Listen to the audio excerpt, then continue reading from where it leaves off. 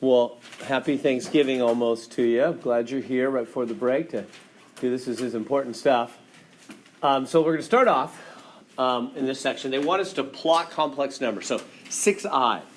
So this is called the complex plane. We've been talking about complex numbers. Last time we did the complex number section. Remember what a complex number is. Has a real part and an imaginary part. So this would be the real part, and this is the imaginary part. Imaginary. There we go. So a complex number is complex. It's not just one thing, it's two things put together. It's got a real part and an imaginary part. That's a complex number. So we're talking about complex numbers in this section that have a real part and an imaginary part. Well, what we do, there's a whole world, there's whole courses you can take in higher math on the complex numbers and things done in the complex number world. We'll just touch on that. We'll just barely begin it here in this course. So notice this axis system that we've made here. Notice this word here and this word there.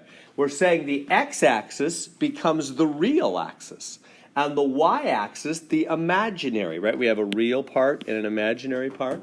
Complex number is complex, made up of two different parts.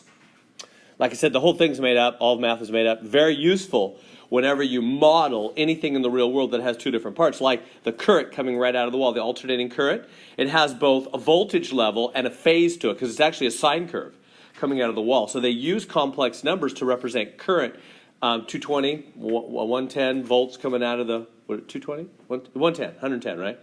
Yeah, 110 volts coming out, or amperes coming out of the wall. So anyway, they use complex numbers because there's two parts to it. There's the current level, 110, and then there's the phase shift. Where is it at in the sine curve? Is it high right now, low? Where is it coming at? So they use complex numbers. So that's just one of many things we, in the real world of engineering and things like that, they use complex numbers. They're not saying the current's imaginary that's coming out of the wall. They just use that because these two things are separate, the real part and the imaginary part, separate. So whenever you have anything in the real world that has two separate parts, it's a very useful tool for representing those things. Okay. So anyway, so we have a whole area of complex numbers where we learned to, and last time we learned to add, subtract, multiply, and divide them, which you probably already knew before we even started that. Now we're going to put them on graphs. So how do you do that? Well, this is just like the x and the y. That's all it is. Just over 4 up 6. Except ours is just 6i. Huh? We don't even have a real part. The real part's 0. So you're right. You could write it that way if you want it. You don't have to. But it's over 0 up 6i, huh? So it's just going to be right there. No, that's 8, huh? It's going to be right here. So there it is. Plot the complex. That is the complex number over 0 up 6, meaning 0 plus 6i. It's 6 imaginary units up. So the imaginary axis is the y-axis. So that's the y. This is the x. Pretty simple. That's all there is to it. Just over the real, up the imaginary. That's called the complex plane right here. The complex plane, because it has, for graphing complex numbers. We get all kinds of amazing patterns. I don't know if you guys have ever seen the Mandelbrot sets. Isn't it right on the cover of our book or something? Or maybe I'll look it up in a minute. They're doing it on the complex plane. All right. So then they'll ask you for the absolute value of the complex number. Now, what do they mean by the absolute value? It's like magnitude, really. It's length. This means the length from, or the distance from the origin. Like how far away? Yeah, I should say distance. Length, distance, same thing, whatever. Distance or length, distance from origin. So how far is that from the origin? Well, that one's just 6. Here's the actual way you find it. It's the square root of a squared plus b squared. It's the Pythagorean theorem, which is the square root of 0 squared plus 6 squared, which is the square root of 36, which is just 6. Of course, that one's just 6 away because it just goes straight up 6.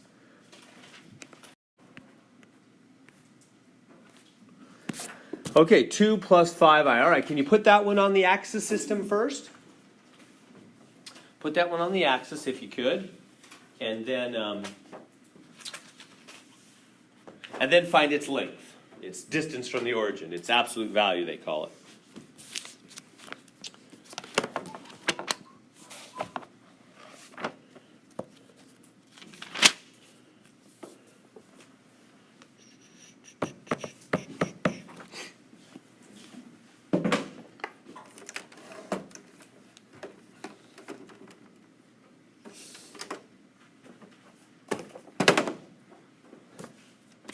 So, all right, so on the, it's over 2 up 5, isn't it?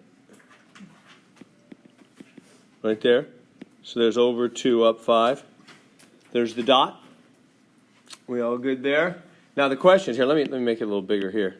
Over 2 up 2, 3, 4, 5. So it's right there. Over 2 up 5. 2 real units, 5 imaginary units. Now the second question is, how far from the origin? How far from here to there? What's that distance? Well, you can tell the way you get that distance is a right triangle, huh? Over 2 up 5, right triangle. That's why it's the Pythagorean theorem, basically, for the length of this vector, right? The distance of that vector, or what they're calling it the absolute value. They just mean the distance of that vector. I don't know why they call it absolute value, but you can call it whatever they want. It's the distance of that vector is going to be the square root of 2 squared plus 5 squared, isn't it? From the simple Pythagorean theorem. That's all they're doing there.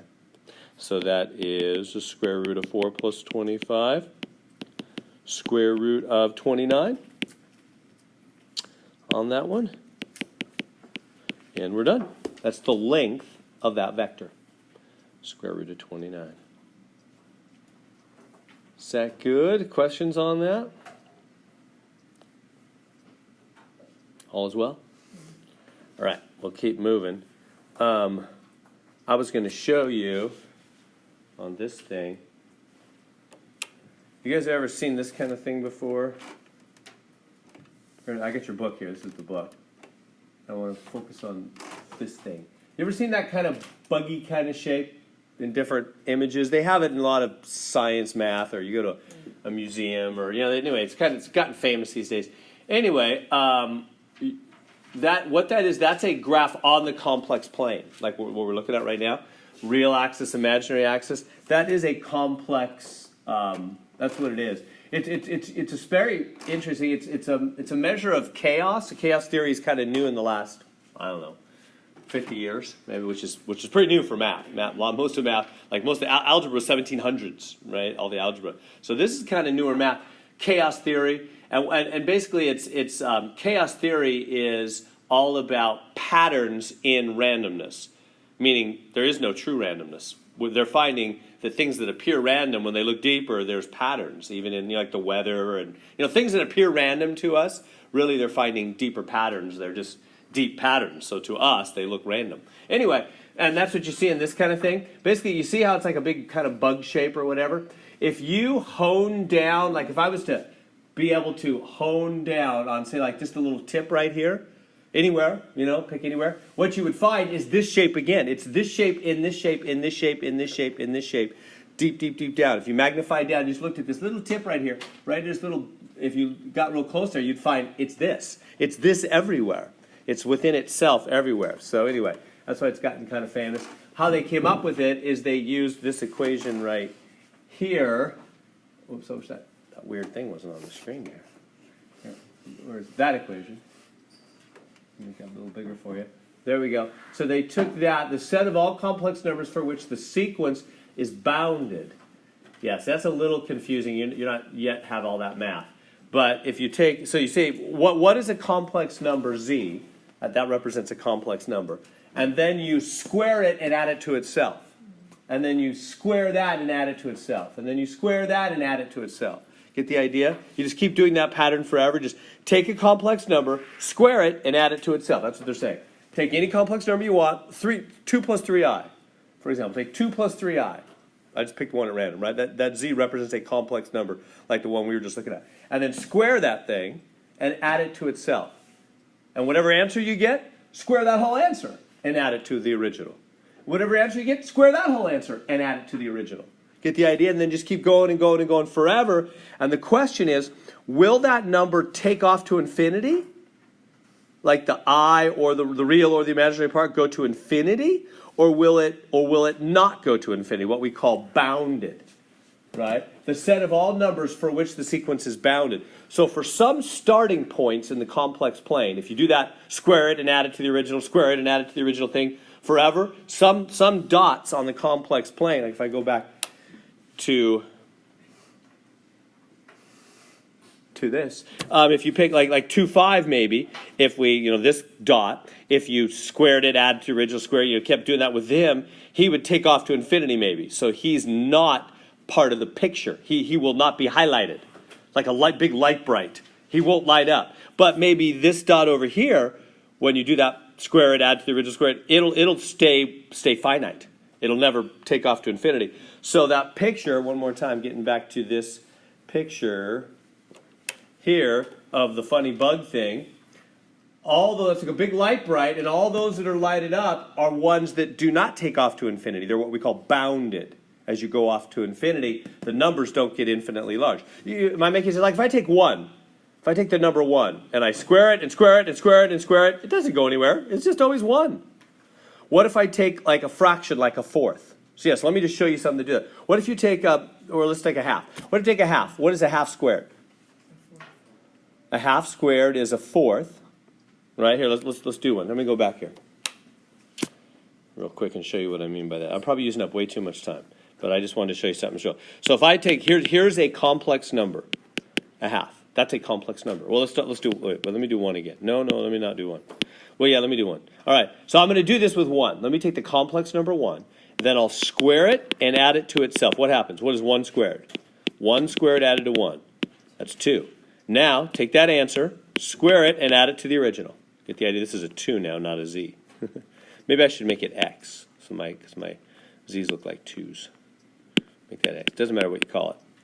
So the whole thing is square it and add it to the original. So if I square that, now it's 5. Square that answer, add it to the original. Now it's 26. Square it, and is it taken off to infinity? Yeah. It's just going to get bigger and bigger and bigger and bigger. So that one is not bounded. So I was wrong when I said 1 was bounded. 1 is not bounded. So 1, when we started with 1 and we did that square add to the original, square add to the original, it is not bounded. So that means over 1 up 0, this dot right here, is not going to light up. It's not going to be part of the bug picture because it's not bounded. You only want numbers that are bounded. Okay, let's try another one. What if we did a half? What if we said, okay, x is just, and that is a complex number. I'm just having a 0 I part. I hope I'm not confused. That is a complex number. It just has a 0 imaginary part, right? Real numbers are a subset of the complex numbers, aren't they? Right? They're in there, right? So that's a complex number. What if I square it and add it to itself? Well, that's a half squared added to the original half. That's a fourth plus a half, which is 3/4, isn't it? With me? Now, what if I square that and add it to the original half? Well, I don't know. It's getting complex here. That was a joke. Okay. It's 9/16 plus a half, which is 8/16. So that's 17/16. Now you square it again and add it to the original a half. Oh, now it's getting bigger, isn't it? I think that's not bounded too. All right, I can't find any that are bounded. But some of them will not. Maybe you got to put some I part in there. Anyway, you get the idea. There's certain starting points that will not take off to. They'll go down to 0 or something. Right, like fractions, a half times a half. Well, this fraction didn't do it. All right, I've spent way too much time on that. All right, so there's some modern math for you. That's that bug shape. When you see that bug shape on something, you'll know sort of what that is. It's complex plane, the numbers that are bounded, following that pattern. All right, so let's go on. Okay, they're asking us something totally new now, something you may have not done before. That is write numbers in, where does it say? Polar form. There it is.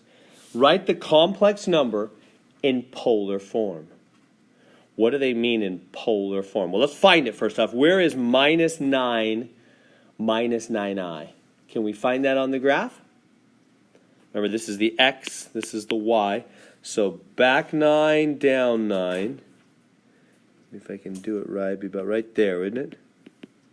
So there it is. Back 9, down 9. Good. So that's what we call rectangular coordinates. Just the x and the y, because if because this is a big rectangle, right? It's a big rectangle. X and y make the corner of a rectangle. When you go over and down, right? When I go over and down, that makes the corner of a little rectangle here. This is a rectangle, right? So anyway, those are called rectangular coordinates, x, y, like that, or real and imaginary in our case.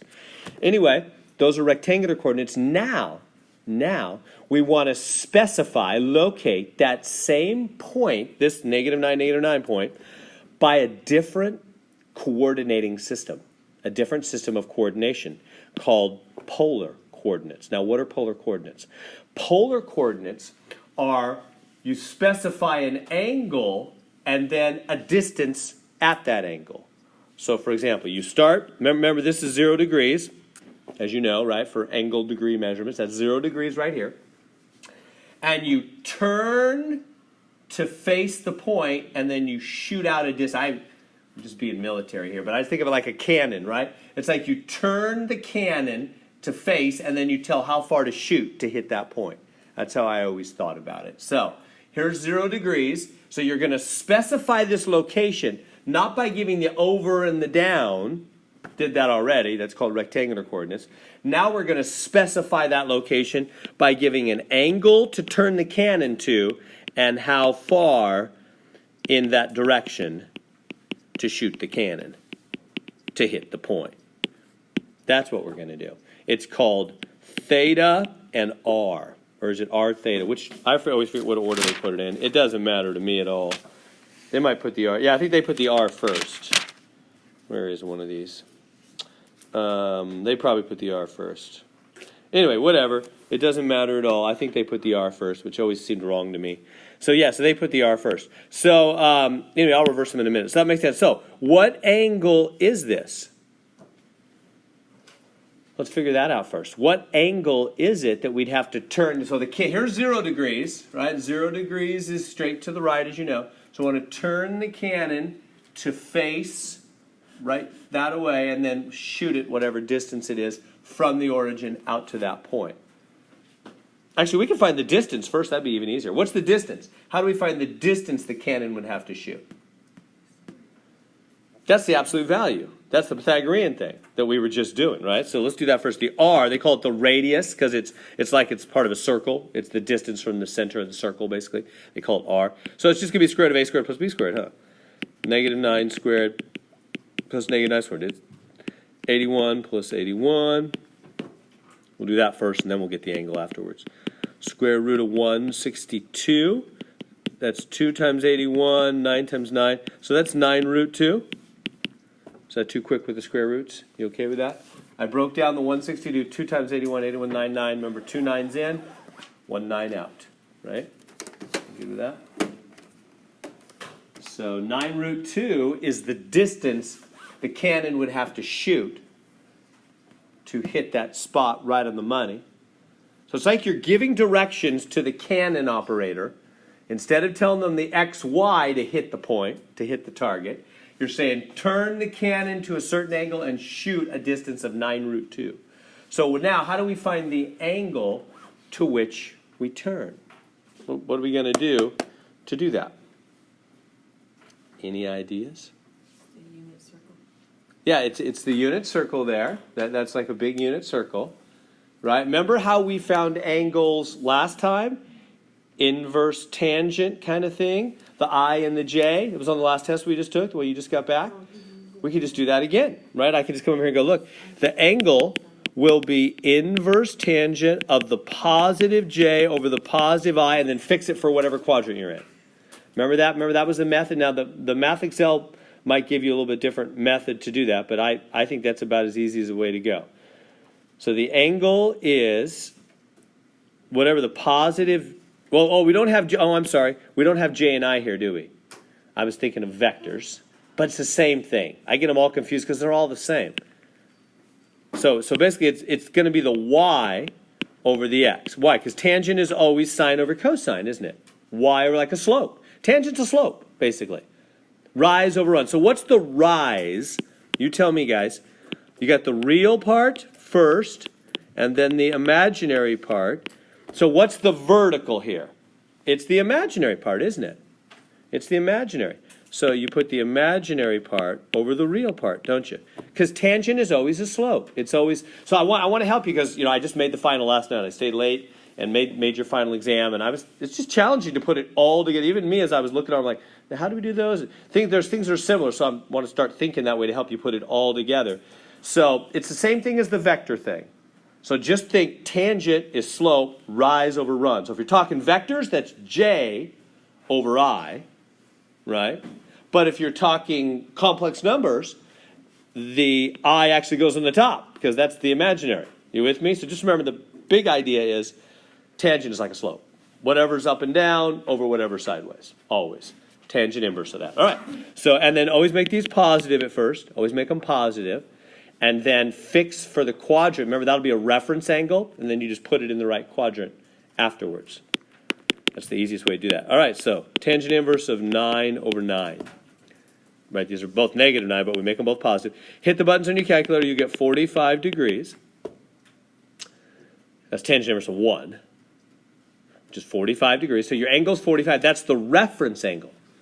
So now we go, oh, it's 45 degrees.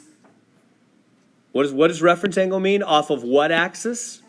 Always off the x. So we're 45 off of the x-axis in the third quadrant. So if you're at 180, and you do 45 more to get to this heading, so it's 180 plus 45, it's 225 degrees, isn't it? 225 degrees. So that's where you need to aim the cannon. Turn the cannon to 225. That's what this angle is. This is a 225 degree heading.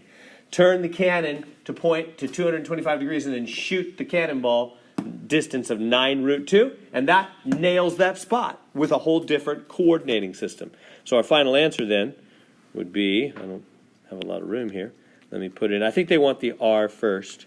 So it would be the R first, which would be the 9 root 2, comma the theta, 225 degrees. And if they want you to put that in radians, they probably do. Just look, you can just convert by hand, or you can look on that chart I gave you. Right, remember the chart, the unit circle chart? You're gonna have that, right?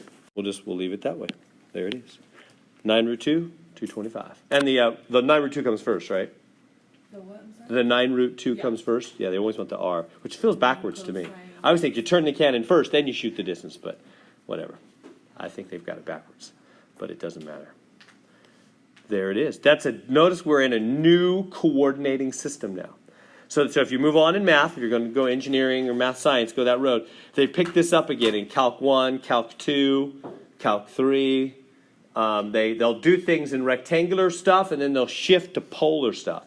And they'll say, now do these things in polar coordinates. So you want to get comfortable with this system, this other system of finding dots called the polar system.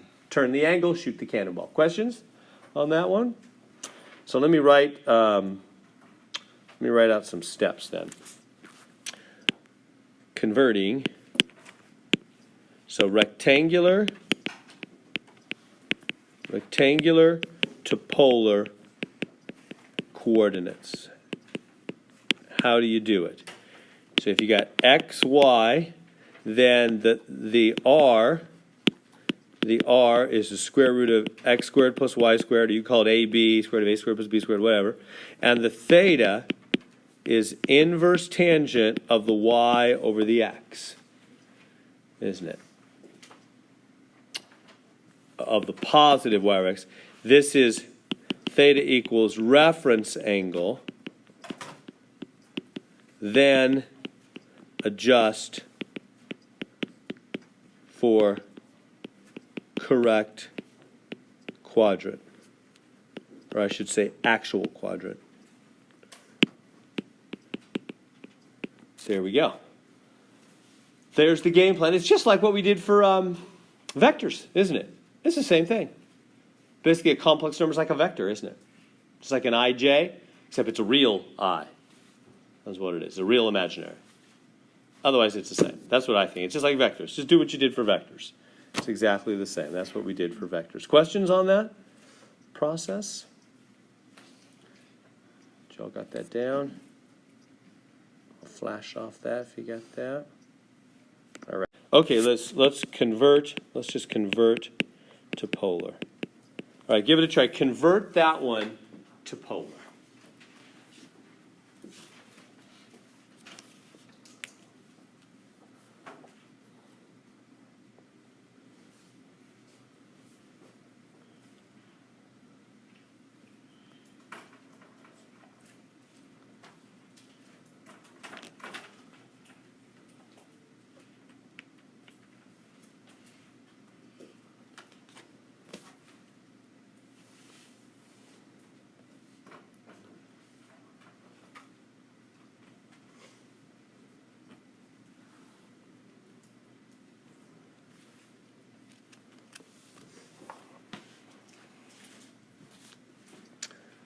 So the r, the distance is the square root of 4 squared plus minus 4 root 3 squared.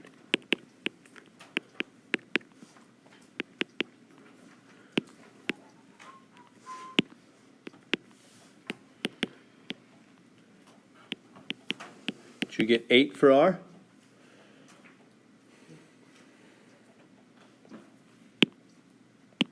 And then the angle, tangent inverse, just like the vectors.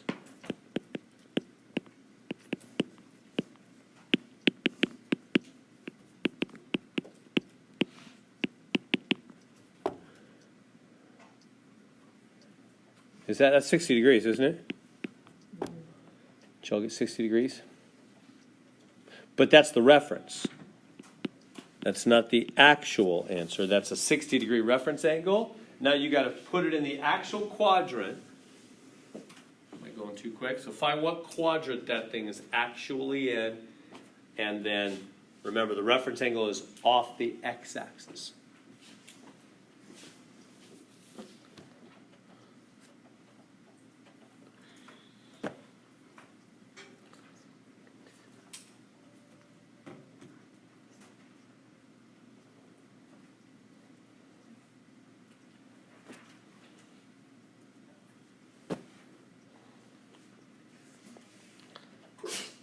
Bless you. How are we doing? So which quadrant is this thing actually in? Well, you don't, it's just, remember this is over, this is right, because this is positive, and then down. So over and down. It's in that quadrant, isn't it? Right there? Everybody good with that? That's as much accuracy. I don't need to know really exactly. I just need to know it's right and then down. So it's in the fourth quadrant. Okay. So then that 60-degree angle we're talking about is 60 degrees off of the x-axis in the fourth quadrant. 60 off the x-axis. So what is the angle starting from 0? Yeah, because it's all the way here, which would be 360, back up 60. So it's 300. Everybody good with that? This actually must be 300 degrees. Right?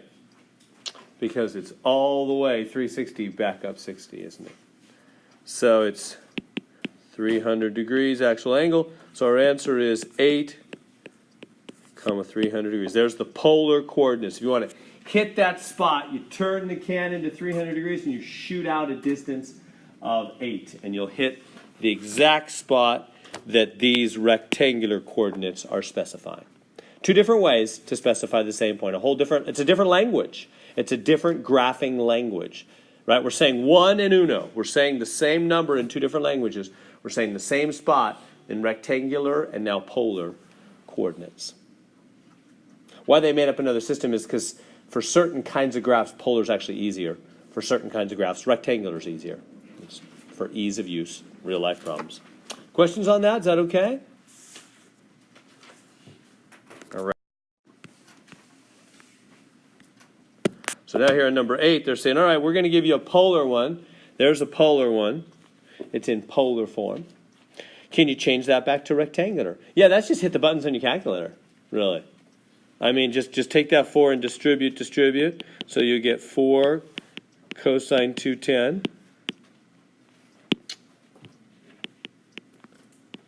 plus 4, 4i times 4 sine 210. And what's 210? 180, 30. Do they want exact answer? Oh, yeah, want radicals. So, yeah, they want radicals. So they don't want decimal. Sorry, so you can't use your calculator. Got to use the unit circle. Okay. So now they're giving me two complex numbers in polar form. So everybody see those things? I've got Z1 here, and I've got Z2. Those are two, go ahead and write those down. Those are two complex numbers in polar form. Not in rectangular form, but in polar form, right, where you've got the distance, bless you, and the angles there. And they're saying find the product, multiply. So now we're in this new world. We've just entered a new world called polar coordinates, and we're going to learn how to multiply and divide things in polar coordinates. So how do you multiply? We want to take 5 cos 35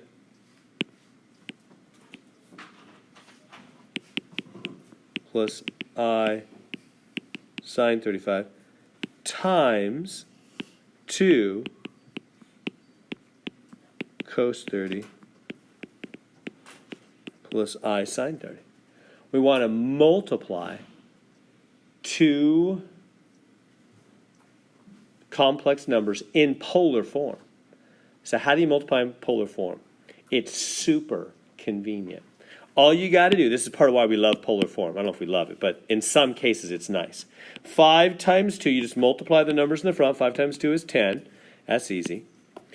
And then what you do, so let me just write it first, then we'll do it. When multiplying in polar, multiply numbers in the front, add the angles. Which is weird. Like, really? Why that? Take the 35 and the 30, add them up. What do you got? 65. Cosine 65 plus I sine 65. Done. Why those angles actually just add? Like, where in the world did that come from? Why would we add the angles? Well, that's a whole complex proof. Well, if you want to come to office hours, I'd be glad to go through the details of it with you. But I don't want to use up all of our class time when it's not part of the homework required. I want to get you good at doing the homework instead. But yeah, it's in your book, and you can read it. Well, you probably don't have the book, do you? But it's in the book, and you can go to the book, can't you? If you click on a homework question, it'll take you to the book. Anyway. If you have Flash Player. If you have Flash Player, yeah. Anyway, I've got the book. I'd be glad to go through it if you're interested. It's just fairly complex, but it's a surprising result and a super convenient one. Isn't that nice? So when you multiply two polar numbers, all you got to do is multiply the numbers in front and add the powers. How easy is that? Much easier than multiplying in rectangular. So the answer is, was that A, or whatever the first one is up there? There it is. Just multiply the numbers in front, add the powers. And that works. That's how you multiply in polar. Multiply the numbers in front, add the powers. So we have the first one, which is cosine pi over 4 plus I sine pi over 4. We're going to take that one and multiply by the other one, which is cosine 2 pi over 3 plus I sine 2 pi over 3. Leave the answer in polar form. So you're just going to multiply. Now, notice there's no number in front on these guys. So there's really just ones, huh? There's no number in front. So 1 times 1 is 1. You don't need any number in front. So what are you going to do with the angles? Going to add them. So you got to get, so this whole problem is basically, let's add pi over 4. Oh, wait a minute. Did I do the wrong thing? Oh, yeah. No, pi over 4 and 2 pi over 3. That's the whole problem is, can you add those angles? Common denominator, add them up. So go ahead and add those two angles, and that'll be the answer, basically, right? Because you multiply. Remember polar multiplication. Multiply numbers in the front. Add the powers. So 1 times 1 is 1. Multiply the numbers in the front. Cosine of whatever those angles add up to be. So now we got Adam, so multiply top and bottom by 3, top and bottom by 4. We get 3 pi over 12 plus 8 pi over 12, 11 pi over 12. Cosine 11 pi over 12 plus I sine 11 pi over 12. Done. That's the answer. Just one of them, right? The two polar multiply to be that one answer, where you multiplied the numbers in the front and you added the 2 powers. Just like that. Pretty easy, huh? It's amazing that that's true to me. I mean, I was like, why would just adding the angles, why would multiplying mean add the angles? That's just weird. But there's a proof. It's true. This was a big discovery. This is part of why they started liking and using in more and more real-life applications polar coordinates, because they're convenient. That's real easy to do. Makes some difficult questions fairly easy. They saw that pattern. All right, we good there? Is that making sense? Divide complex numbers. Now it's divide time. All right, so guess how, if we want to divide, so let me write out the rules here. Divide in polar. So I just wrote out the rules for multiplying in polar. You multiply the numbers in front, add the powers. So I bet you can write it yourself. You don't need me to write it. What are the rules for dividing in polar going to be? So first off, instead of multiplying the powers, instead of multiplying the numbers, we divide the numbers in the front, of course, right? And number 2, instead of adding the angles, we subtract the angles, don't we? Subtract the angles. First angle minus the second angle, or the top, whichever one's on the top. Just like you do with powers in algebra. So it's the top angle minus the bottom angle, right? Whichever one's on the top numerator minus denominator. So that's what I mean, numerator minus denominator there. So that's it. So if I want to take this complex number over that complex number, if I want to take 12 cosine 12 degrees plus I sine 12 degrees over 6 cosine 4 degrees plus I sine. If I want to divide those two, Z1 over Z2, what do? You divide the numbers in front. 12 over 6 is 2. And then you, what with the angles? Subtract them. Cosine of 8 degrees plus I sine of 8 degrees. Done. Next question, if I can make that degree symbol. There we go. So easy, huh? So convenient. That's why we like polar form. That's one of the main reasons. It's how easy it is to multiply and divide. Why in the world you would just subtract powers? I keep saying powers. I'm an algebra teacher. Subtract angles when you divide is surprising, and there's a big proof. All right, I'm going to move on. You're all good? We all good?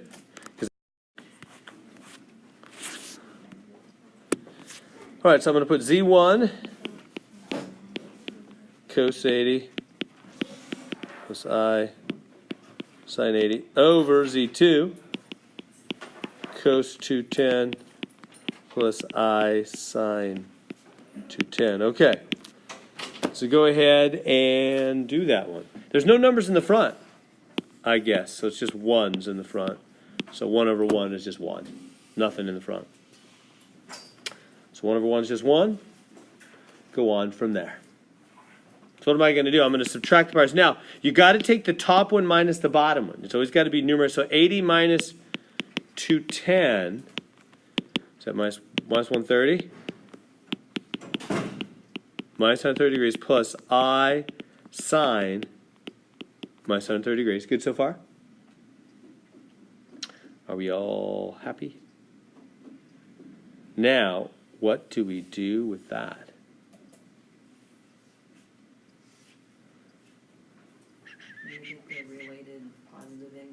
Yeah, we can change that to an angle that we're more used to.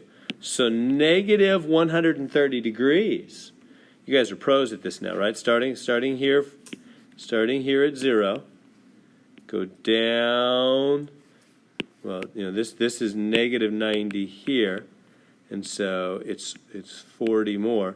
So this would be negative 130, right? It would be 90 and 40 more. You with me? 90 and 40 more. So what does that mean is the positive angle? Well, you could just say it's all the way 360 back up 130. It's just 360 back up 130. It's at 230 degrees. So you can say, look, this is the same as positive 230. Positive 230. So there it is.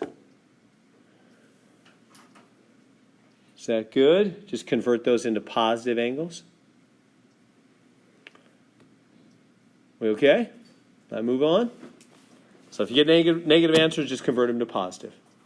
Like that. You can just add 3. You can just always subtract from 360. That'll always turn it into the positive version of the angle, won't it? Okay. So, third power. So in other words, what we have here, let me write this out real clear like. We have 3 cosine 20 degrees plus I sine 20 degrees to the third power. So we have a complex number in polar form with a big old power on it. How are we going to do it? Let's discover de Moivre's theorem. Third power. What is third power on anything? What's third power on a W mean? W, W, W. You multiply them, right? So let's just write that out. That would just mean 3 of these multiplied. So let's all just say, okay, well, it just means another 1 cosine 20 plus I sine 20, and then a third one. 3 cosine 20 plus I sine 20. Running out of room here. All right, so it just means 3 of those multiplied, doesn't it?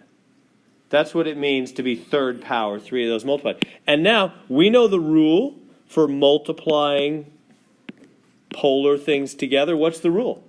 How do you multiply polar things?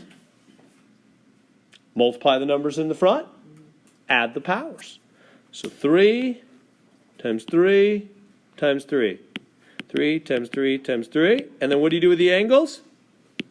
Add them up. 20 plus 20 plus 20 plus I sine of 20 plus 20 plus 20. Now I'm just doing it slow. Right? So that's what? 27 cosine of 60 degrees plus I sine of 60 degrees. We're done. In other words, how could we have shortcutted it? What could we have done from the beginning with that third power? We could have taken the 3 to the third power, and we could have taken the angle times 3. Because it's going to be 20 plus 20 plus 20. 20 added 3 times. That's what de Moivre realized, is that you could just power the number in the front and multiply the angle. And you've got it. It's that easy, that quick, to power complex numbers in polar form. This making sense? Because we're going to go to really wild places in the next 50 minutes. De Moivre is going to take this thing and go crazy. We're going to do some amazing, surprising stuff. This is one of the hardest sections. It's kind of neat what you're able to do. This is a powerful... Do you see what math is? Do you see again what is math? Patterns. Patterns. And when you notice a pattern, you've got power in your hand, don't you? You've got something. You've noticed a pattern. And with a pattern comes might, right? With a pattern comes the ability to jump and do powerful things all of a sudden. I'm listening, I think I've told you several times, to Winston Churchill's biography, and World War II is over right now, and we're in that zone between 1945 and 1949 where America had the atom bomb and nobody else did. And Russia was being really aggressive with land, and Truman said, if they push us in Germany, we will not hesitate to use the atom bomb. And it was just known. We had the pattern. We had the power. Then in about 49, Russia got it too, and then there was the balance, right? But for those 4-year window, we had the pattern that they didn't yet know, which is how to make atom bombs, right? We had that, and thus we had the power. A lot of people look back and said we should have required Russia to back off in those times. But anyway, so it's a debatable political issue, very confusing and interesting times. Anyway, with a pattern comes power. If you see the pattern, you can do powerful things. And that's what de Moivre did with this theorem. So let me write that out real clear for you. So what de Moivre is saying, this French gentleman, is he's saying if you have like r cos theta plus I sine theta, you have some, that's just a general complex number in polar form, right? And you put it to the n power, you can just jump right to the answer. You don't need anything. You can just say it's just r to the n. And then what are the angles going to be? What am I going to write here? Cosine of what? N times theta, exactly. Everybody see that? N times theta. And there it is. That's what de Moivre is saying. That if you have something to a big old power, the pattern we've seen, since you just multiply the numbers front, it's just going to be r to the n in the front. And since you add the power, theta plus theta plus theta, n times, that's just n times theta. That's the power of math, is observing the pattern. That's the surprising thing. The created order in which we live is full of patterns. Patterns, patterns, patterns. That's why many argue for intelligent design. Like, why are there patterns if there's no intelligence behind it? Why are there patterns in everything? All right, so now let's use de Moivre. That's the whole thing, right? Once you got the pattern, it's easy, it's not hard. So, yeah, let's do it easy, not hard. So you got that whole complex number, which is a half times cosine pi over 14 plus I. Oh, I didn't notice they want the answer in rectangular form. Okay. I got to do a little more work. Anyway, first step's the same. So 7th power. The last one didn't have that, did it? Let me go back and look real quick. I can't. Here, I forgot. Okay, let's fit. This is not the final answer here. They want one more step. I didn't notice that. Now we have to take the 27 and go boom and boom. Like that, and turn it back into rectangular at the end. So, okay, so that's going to be 27 cos of 60. Cos 60 plus I times 27 sine 60. Okay, so what's the cosine of 60? You can go back to the unit circle, right? And grab it. The cosine of 60 is going to be a half, isn't it? And the sine of 60 is going to be root 3 over 2. Kind of run out of room here. So I don't know if they want decimal, include radicals, a plus bi, use integers. So I'll just say 27 halves plus I times 27 times 27. Let's just go 27 root 3 over 2. Can you read all that? So the final rectangular answer is 27 halves plus I, 27 root 3 over 2. Is everybody okay with that? So once you have a polar answer, it's pretty easy to go back to rectangle, just multiply. So I just multiply that 27, boom, boom. The cosine to the I sine. Then look on the unit circle, find cosine of 60 is a half. It's a half there. And find the sine of 60 is root 3 over 2. There we go. All right, let's go to this one. So try this one now. So take this as well. First off, do the 7th power, do de Moivre's theorem. So you take that half to the 7th power.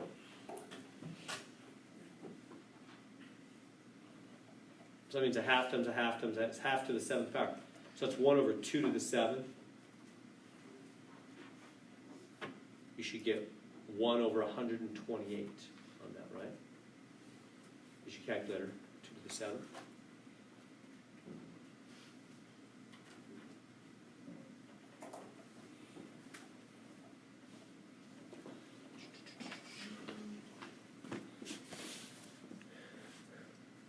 How we doing? So it's going to be, so you take the number in the front to the power. That's what, look back at de Moivre. Whatever's in the front to the power, right? Whatever's in the front to the power. So a half to the 7th. And then, what do you do with the angles? Times 7 times 7. Good? So you power the number in the front, you multiply the angles. That's what de Moivre is saying.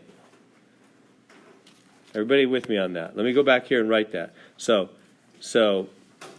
polar powers. It's catchy. Polar powers. So how do you do polar powers? You power the number in the front. I'm just going to write de Moivre's theorem in plain words now, if that helps. So polar powers, what de Moivre is saying is you power the number in the front, and you multiply the number by the angles, right? You power the number in the front, and you multiply it for the angles. So multiplied. Okay, so then what's that going to do for those angles? That's the 7 over 1. 7 goes into 14 2 times. 7 over 1. 7 goes to 14 2 times. Good? So a half to the 7th, just use your calculator. 2 to the 7th is what I say, 128. Let me give a little room here, because we're going to have to go back to rectangular in the end. 1 over 128 cosine of pi over 2 plus I sine pi over 2. Everybody good there?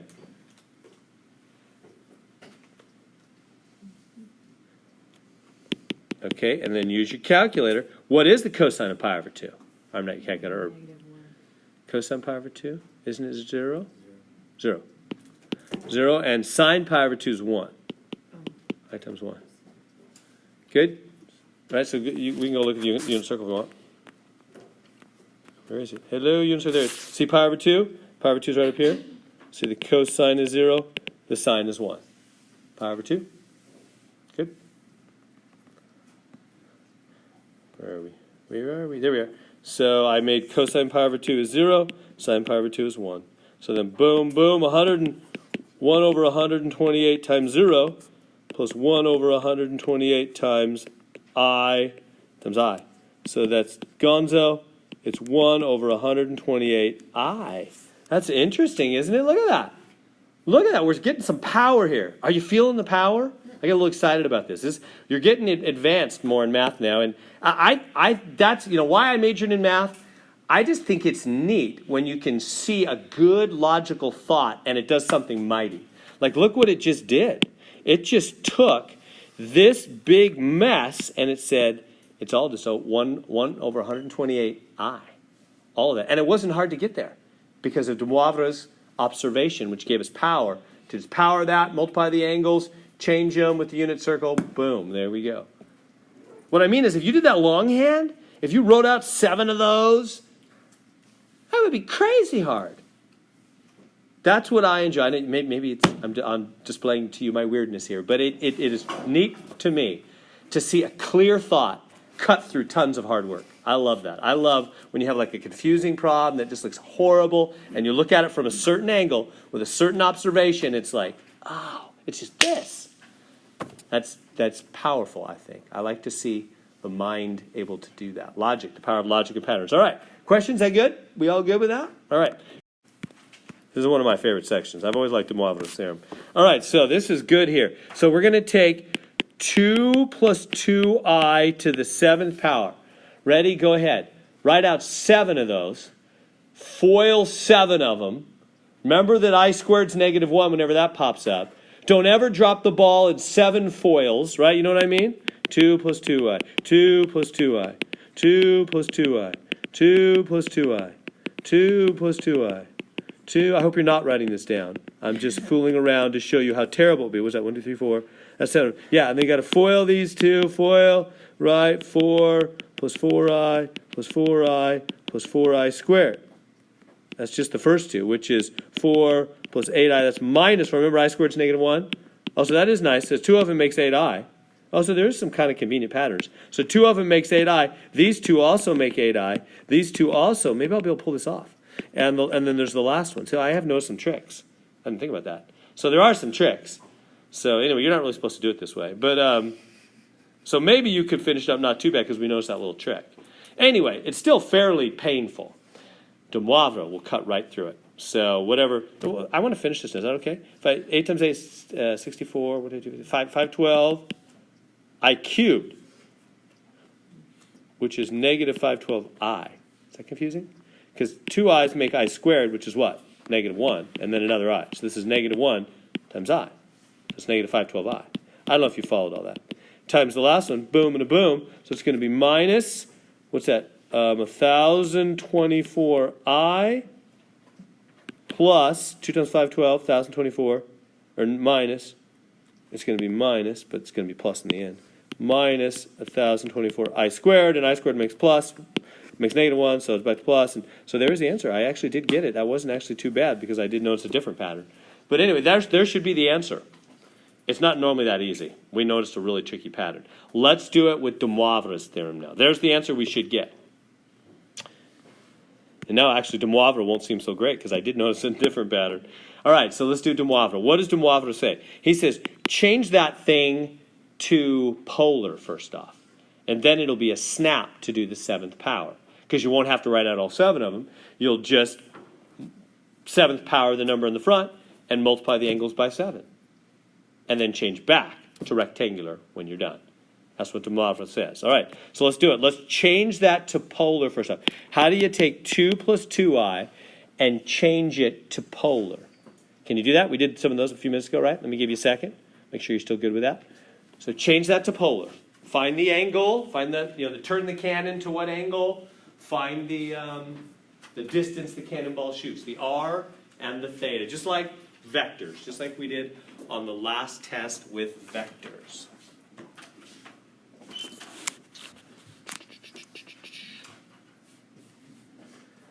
So the r, square root of 2 squared plus 2 squared, square root of 4 plus 4, square root of 8, which is 2 root 2, right? Because you break down that 8, it's 2 times 4, 2 times 2, 2 2's, send a 2 out, the other 2 stays in. 2 root 2 is the r. So that's the distance the cannonball shoots, is 2 root 2. Now see if you can find the angle.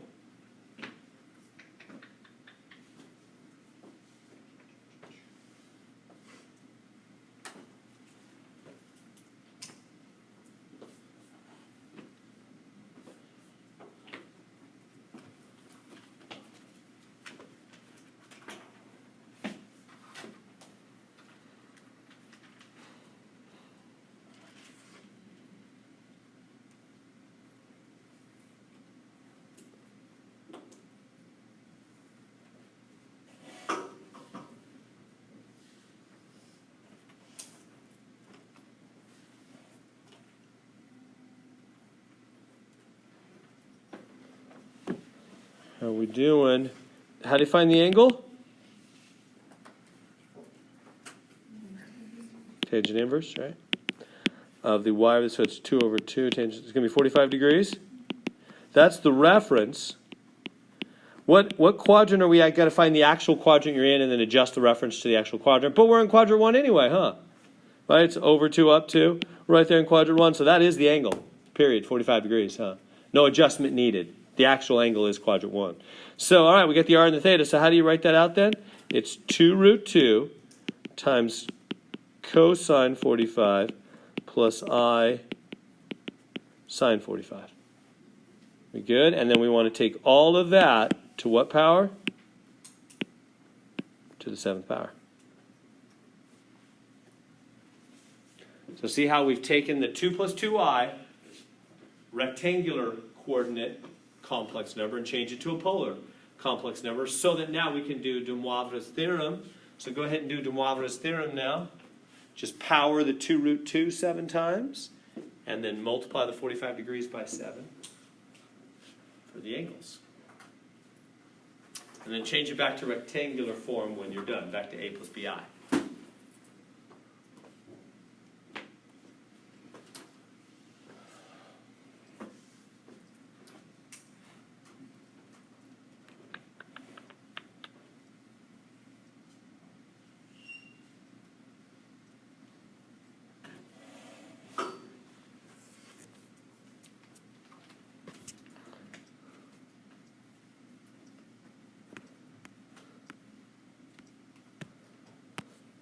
So we have this.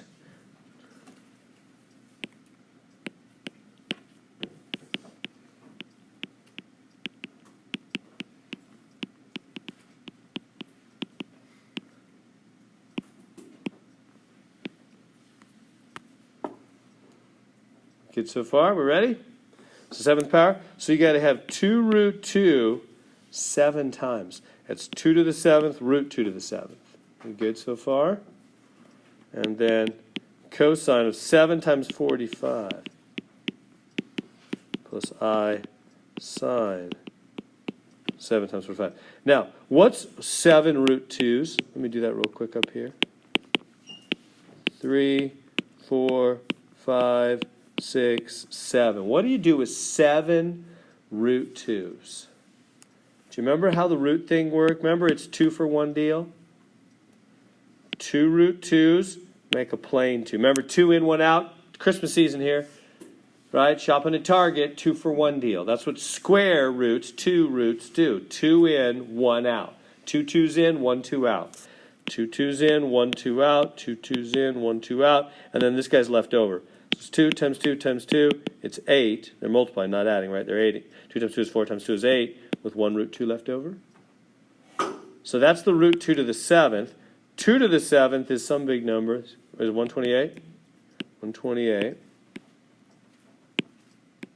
times the 8 root 2, because that's the root 2 to the 7th, times the cosine of, is it 315? Yeah. Plus I sine 315. We good to there so far? So I just did de Moivre's theorem, which means I did the power by powering the number in the front and multiplying the angles. So that's what de Moivre observed. You don't have to write out 7 of those. That's the super great observation. The pattern he noticed, that you can just power the numbers in the front, multiply the angles. Okay, great. So what? What's 128 times that 2, 6, 5, 12, 1,024? Root 2. And what's the, then look on the unit circle. Let's go get the unit circle again. 315 degrees. Here it is. Here's the cosine. Here's the sine. Cosine is positive root 2 over 2. Sine is negative root 2 over 2. On the unit circle at 315 degrees. So coming on back. So this is positive root 2 over 2. This is negative I root 2 over 2 because the sine is negative. All right. Is that good? Now we're almost going to run out of room here. Let me come up here. So it's 1,024 root 2 times root 2 over 2 minus I root 2 over 2. This guy goes boom, boom. So what happens when they multiply? You guys okay with all this? 2 goes into 1,024 512 times. 512 root 2 minus same thing here. 512 I 512 root 2 because the 2 goes in there. And 2 root 2's is again 2 in 1 out. Same thing here. 2 root 2's, 2 in 1 out. And so that's 1,024 minus I 1,024. That's the same answer we got, huh? Right? And it's, yep. I just put the I in the front. That's the same thing. Really, I made de Moivre's theorem not look so powerful. The other way wasn't too bad when we noticed that one pattern, huh? Normally, de Moivre's theorem is like way better than writing out 7 crazy things and foiling them. So there we go. Does that make sense how to do that? Because we're going to do it backwards coming next. Meaning, we're going to start with this and do a 7th root and ask you to find out that it's back to that. Because that's the opposite of powers, is roots. You get it? Get where we're going? That's the power of a good observation. You can do amazing things. You can go amazing places. So everybody good to that one? Everybody seen what you did? So I took the 2 plus 2i. I changed to polar form. right? By finding the r, square root of a squared plus b squared, and then the angle, tangent inverse. Then I did the 7th power, which means you power the number in the front, you multiply the angles, and then I just changed it back to rectangular. All right. Okay. So try that one. 6th power. So change that to rectangular form. I mean, it is rectangular. Change it to polar. Change it to polar form. And then do the de Moivre's theorem, the power thing.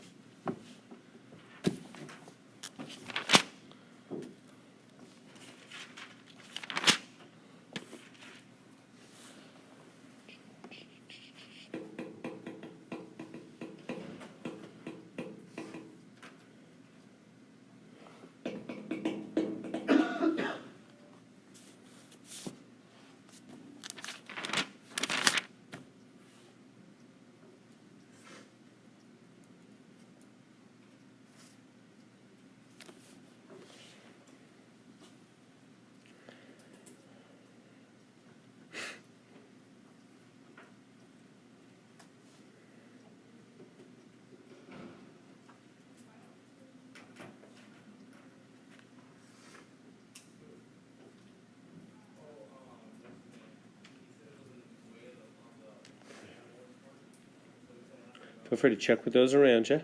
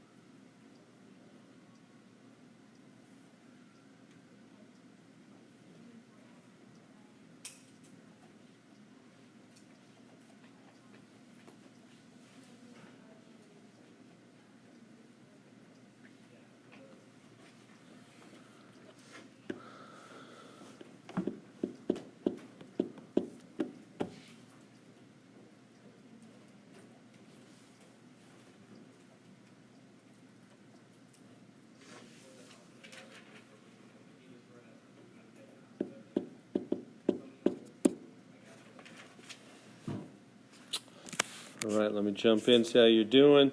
So we got to make this a rectangular, so it's the square root of a squared plus b squared.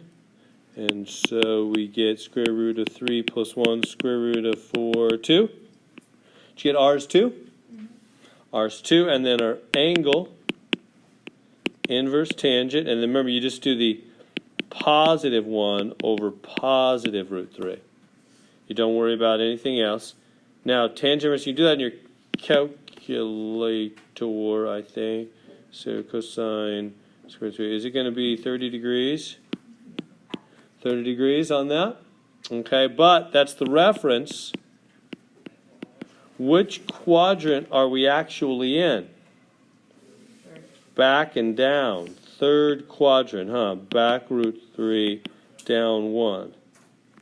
Y'all with me? We're really in the third quadrant.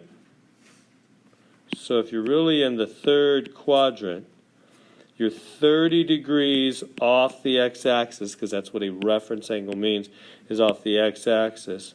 Then what's your actual angle from 0? It's 180 plus 30, isn't it? So add 180, 210 degrees is the actual angle. 210?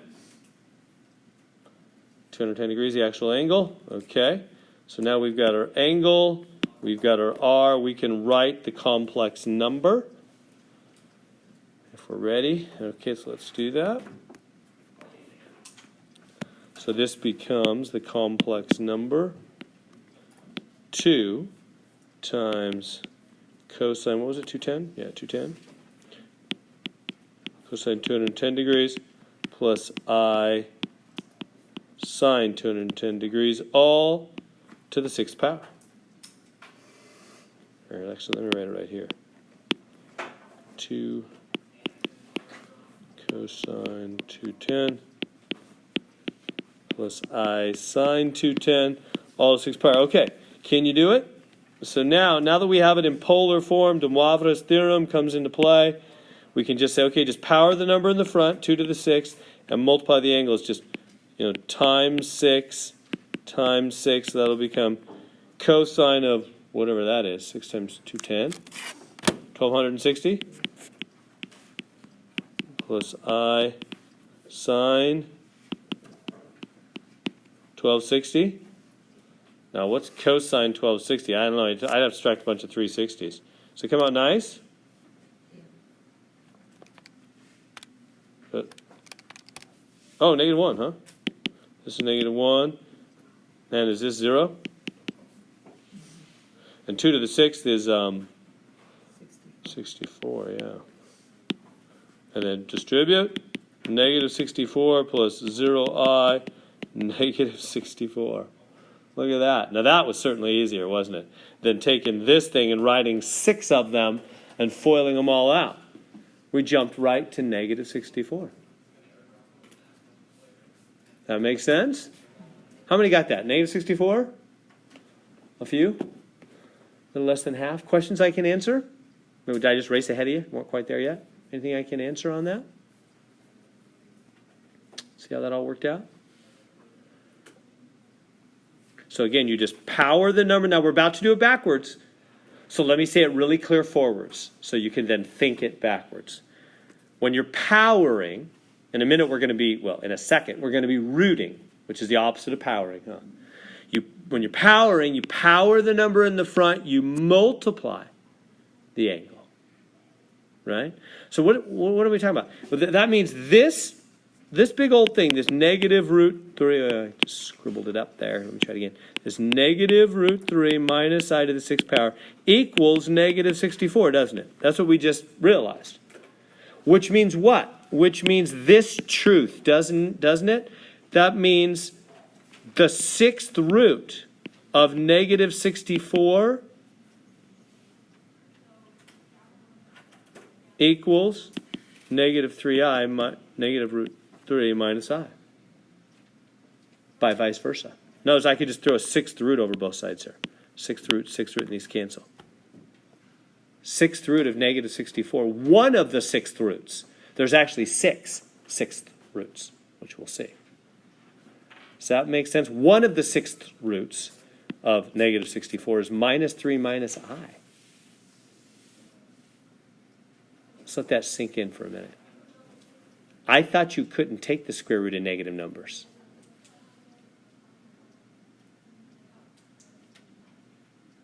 How are we doing this morning? Am I doing the Charlie Brown? Is it wah, wah, wah coming through right now? Or am I making any sense? This is a profound observation. Do you see where we've gone? We've gone places now. We're near the top of the mountain. You need to stop and look at the view for a minute after all this work. Look at what we have arrived at.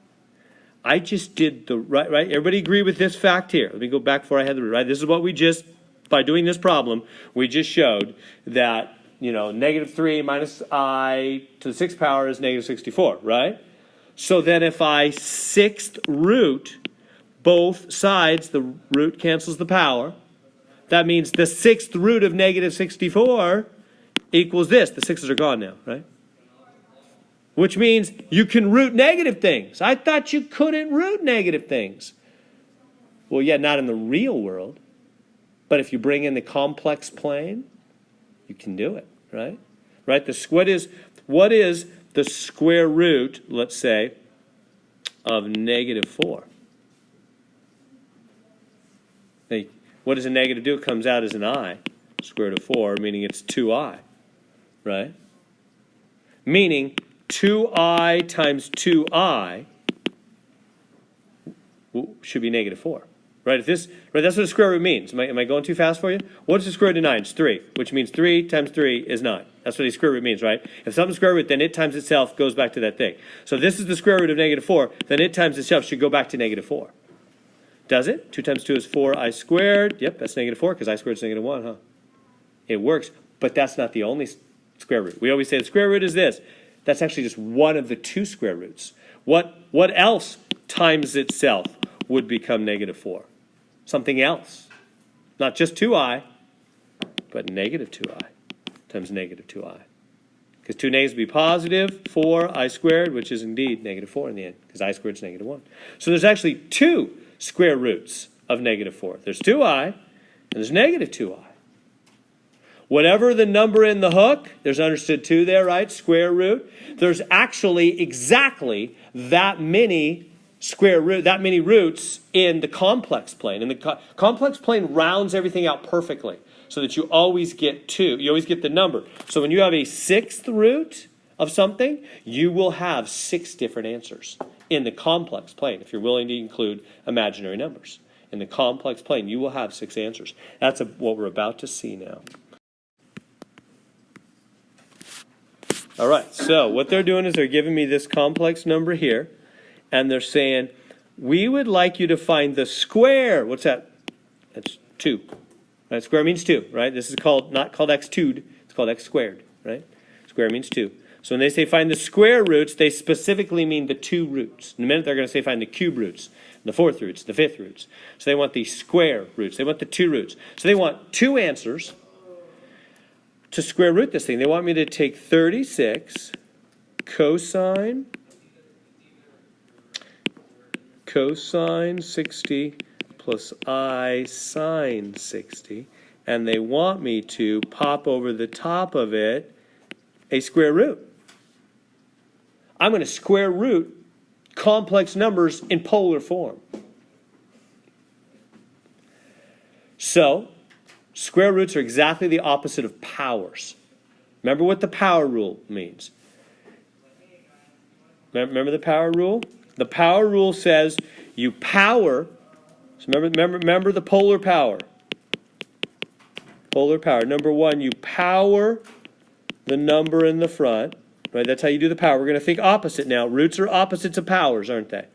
So you power the number in the front, and number 2, you what? Multiply the angles, don't you? That's how you power. So vice versa, what are going to be the rules for roots in polar form? Instead of powering the number in the front, you'll root the number in the front. So I'm going to square root the 36, which is just 6. No big deal there. Good. See, that's the opposite. Instead of powering the number in the front, you'll root the number in the front. And guess what I'm going to, number 2, guess what I'm going to do with the angles? Instead of multiplying the angles by whatever that number is, what am I going to do for roots? What's the opposite of multiplying? I'm going to divide the angles by the root number. So in other words, I'm going to take cosine of 60 degrees and divide it by 2 plus I sine 60 degrees and divide it by 2. So I'm going to make them both 30. You with me? Why?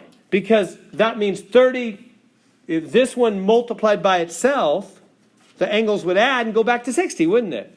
That means it's a square root. That's what a square root means. If you multiplied it, it would go back. Multiply 2 of them, it would go back. Huh? Did you see that? Did you see how that works? How de Moivre was able to observe that? He thought we can do roots of complex numbers this easy.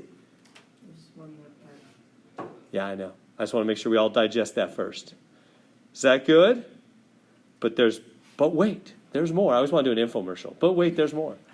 So there's a little more. Remember, there's going to be two roots, actually, right? That is one of them. That is one of them. How you find the other is you have to go up here and you have to add 360 times k. Now, why?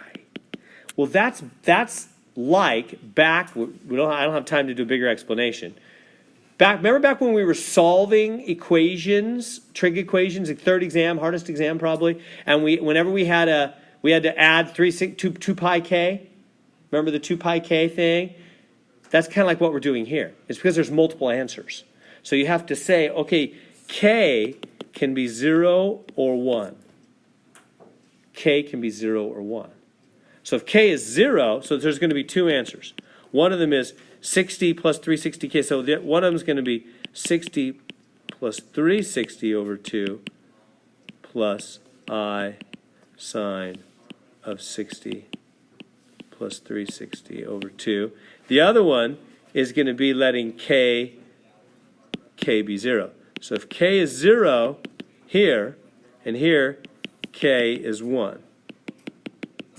So I'm letting k be 0 in the first one. I'm letting k be 1 in the second one. Why only 0 and 1? Because there's only two answers, remember?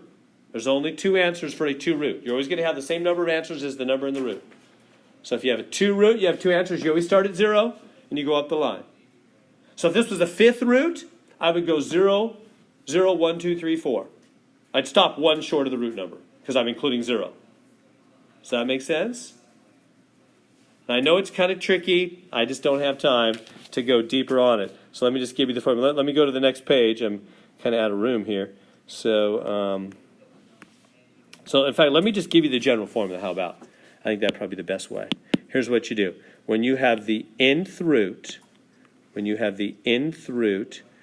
of some kind of number, well, call it r, of r cosine theta plus I sine theta.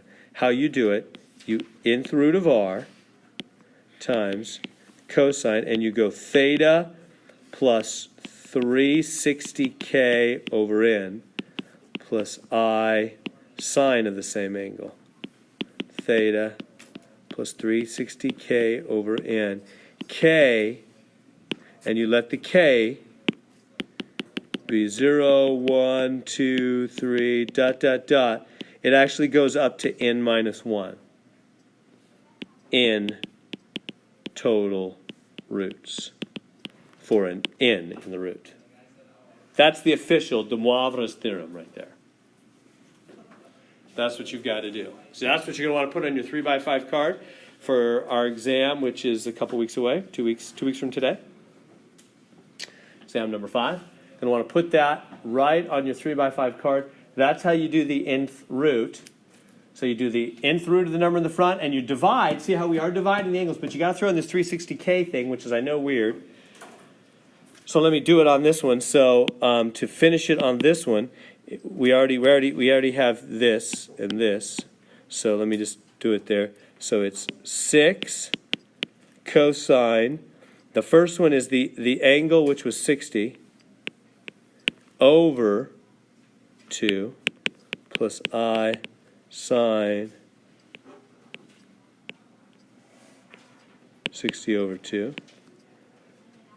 And the second one is cosine of 60 plus 360 over 2 plus I sine of 60 plus 360 over 2, which equals, what is this one? 6 cosine 30 plus I sine 30.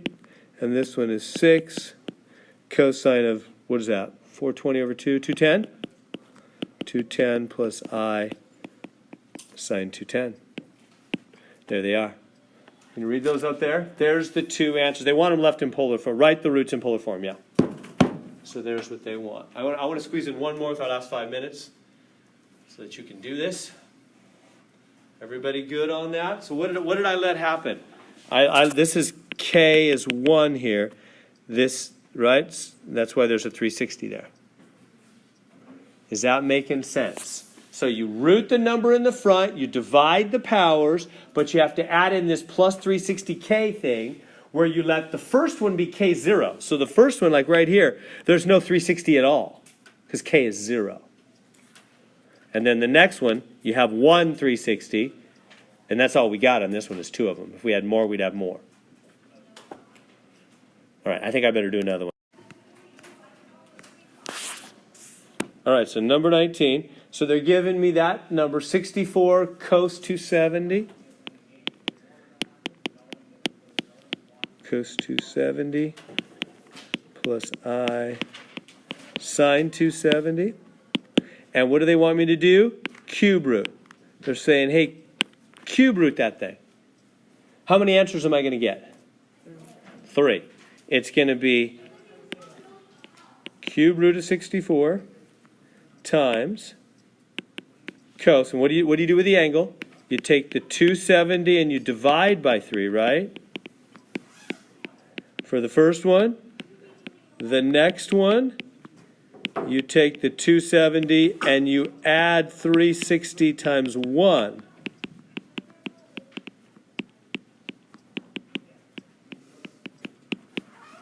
Divided by 3. And what do you do for the third one?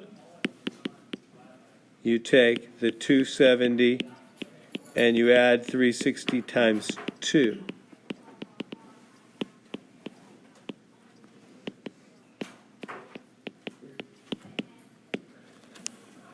Everybody's seeing that. See the pattern in that? So they all have the cube root of 64 in the front. You just cube root the number in the front. And then and then you divide the angles. They're all divided by 3, aren't they? But then you have no 360 on the first one, 1 360, 2 360s. You just keep going up one more each time on the 360s. Is that good? And then you can just simplify.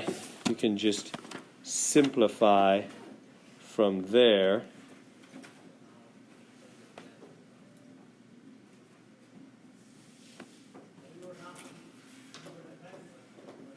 On that. Is that making sense on that? Write the roots in polar form. So you would have to just clean that up. That you could just do all that. Clean up from there, right?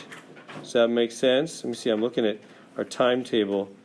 Can I assign this? Let me see if we have this due, then we need to move on to 5.3, and that'll be due 5.4. That'll be due. On that, yeah, we really said, yeah, that's as far as I can go. So this has to be due. We really are pushed for time at this point. So I wish I could do more of those harder ones with you. I'd be glad to come to office hours. I'll be glad to do them with you.